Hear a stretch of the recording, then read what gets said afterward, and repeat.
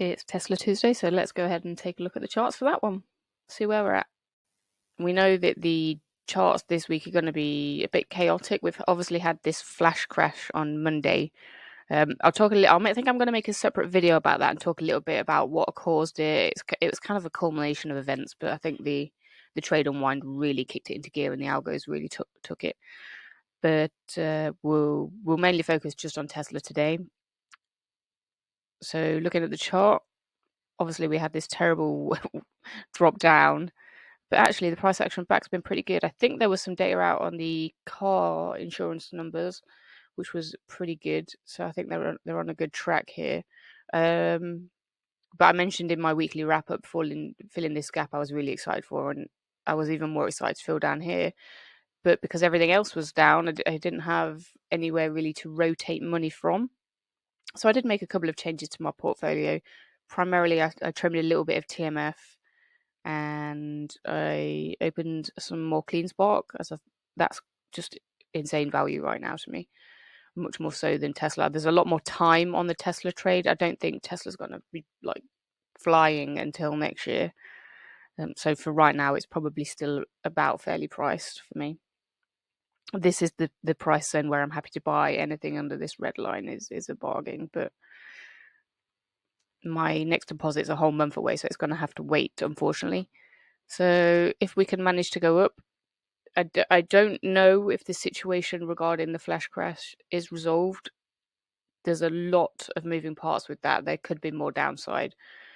But if things hold here, then we get back above the bull market band. That's fantastic. And we can start grinding up in this trend line. Downside, though, is going to be this $172 range. I know a lot of people had strikes at this area and targets. It was a very popular target, obviously. But the RSI is getting a little bit cold. Institutions are coming out of a little bit, and the moving averages here are starting to pinch together. So it's definitely showed weakness here. A good pop here should cool things off, though. Moving on to the weekly. Looks more bearish now, but mainly because it couldn't hold this trend line on a nice pullback. But we talked about this in the wrap-up video as well. The main thing I liked about this was it closed this gap.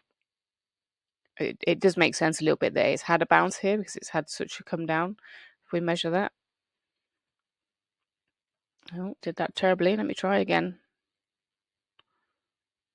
It was a 31% drop-ish. So can't hate that it's had a little bounce back. Not sure if it'll hold or if it'll continue back down, but given the readings here are neutral, golden cross is still active and kind of flat and flows flat. I'm not expecting too much excitement from Tesla in the near term. I think there's a lot of headwinds now coming with the recession fears. The services data yesterday was okay. It was higher than forecast, so that's cooled off the recession worries a little bit. But there's more data coming out in the week and more jobs data as well, so that's going to be key. Make sure to be cautious around that time if you're doing shorter term time frame tradings. But targets wise for me, nothing's really changed. Tesla's a very long hold for me. I don't really want to be trimming before 2025. Sorry. And like I mentioned earlier, anything in this range under $200 is a happy shopping time if I can find some money to rotate around. Let's take a look at options then. We did drop below the $200 shelf there, but it has pinged straight back up to that, which is good. If we can close above that today, that made me happy.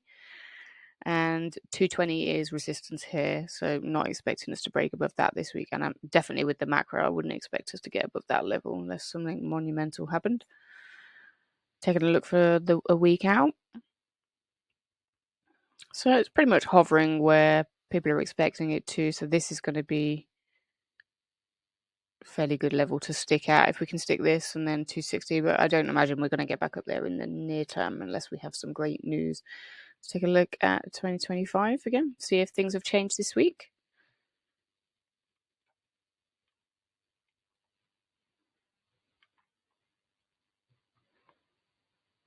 Still looking quite bearish sentiment on this one, so we'll see. I mean, I think maybe people are trying to capture the downside volatility over 2024, and these will close. Probably some of these might close this week, actually. But we'll see. I still think 2025 is the year. Obviously, this is January 2025, so really we need to be looking at the year after, see what people are feeling.